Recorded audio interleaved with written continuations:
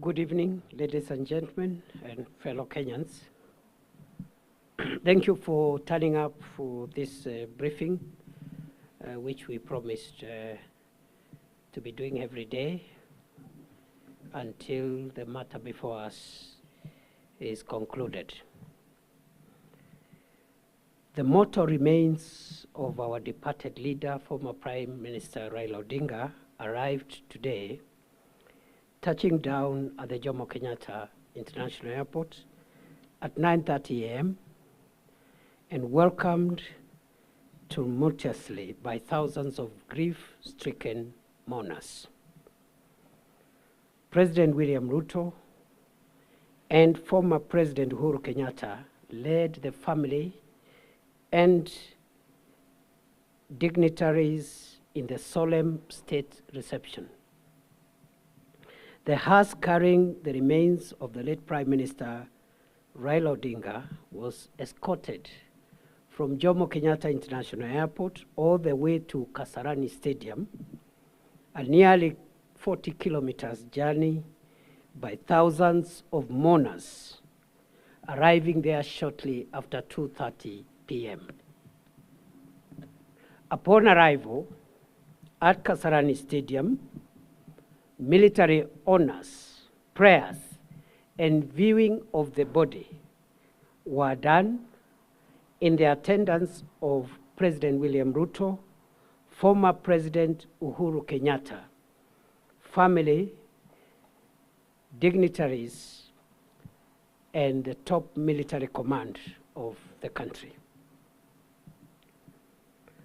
Public viewing of the mortal remains of our departed leader has just concluded peacefully at Kasarani. And we had intended to extend that viewing to as far as it would have become necessary, because we didn't want to give any mourner a reason to doubt that we all collectively want to mourn the late Prime Minister as much as possible. The National Committee on the state funeral of the late Prime Minister Raila Odinga is grateful to the thousands of mourners who continue to mourn him in dignity, and requests for calm and order as the mourning period gets into the second day tomorrow. Tomorrow, there will be a state funeral service at Nyayo Stadium beginning 9 a.m. Guests are required to be settled by 8 a.m.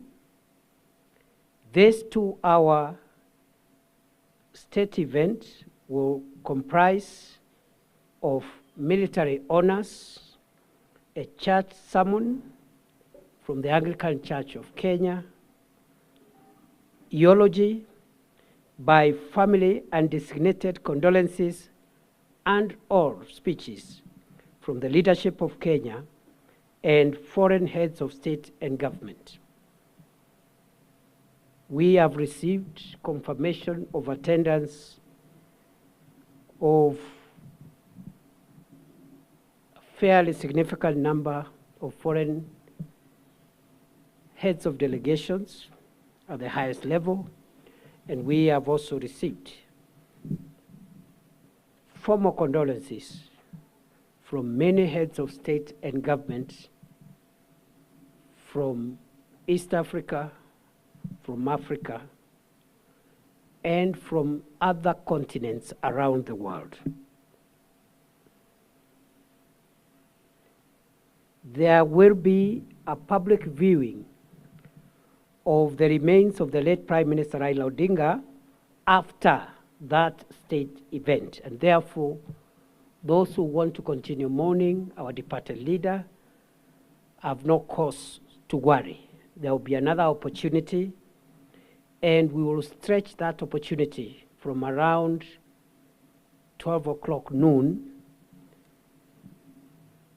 to as far as possible to give the highest number of mourners an opportunity to mourn and pay their last respects to their departed leader. The next briefing will be done tomorrow, Friday 17th of October 2025 at 6:30 p.m. here.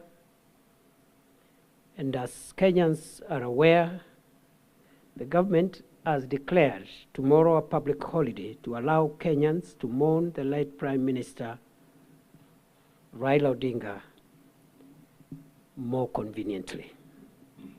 We have the apologies of the co-chairman of the National Funeral Committee, National State Funeral Committee